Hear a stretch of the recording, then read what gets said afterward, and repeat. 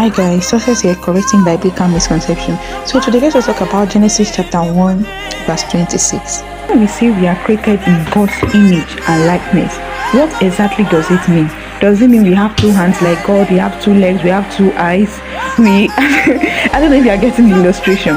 Now the answer is no, because God is spirit, and his spirit does not have flesh and bones like we humans do.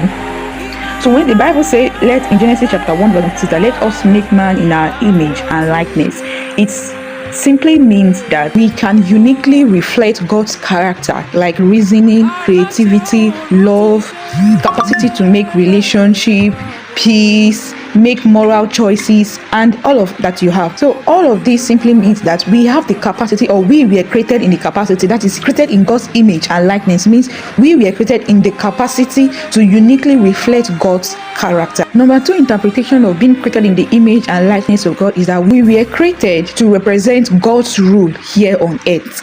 Like in the ancient times, a king will place his image or statue in his kingdom or in his territory to represent his rule. Do you understand? So I'm using that as an example, that another reason or another explanation of being created in God's image and likeness means that we are created here on earth to represent God's rule. We notice that immediately God said, let us make man in our own image and likeness. The next line that follows is that they can do what? Rule over the fishes of the sea, the birds of the air. Do you understand? Now another interpretation to creating man in his image and likeness also implies that we as humans are capable of relationship with God. We can pray to him, we can worship him, and we can respond to him in ways that the rest of the creation here on earth cannot. And just a side note, Jesus is the fullest revelation of who God is in character. That is why I always say that if you want to understand Christianity as a faith, you want to understand the characteristics that you're supposed to depict, study Jesus Christ, because Jesus is a direct word, or the fullest representation in character of who God the Father is. Now in summary guys, being created in the image and likeness of God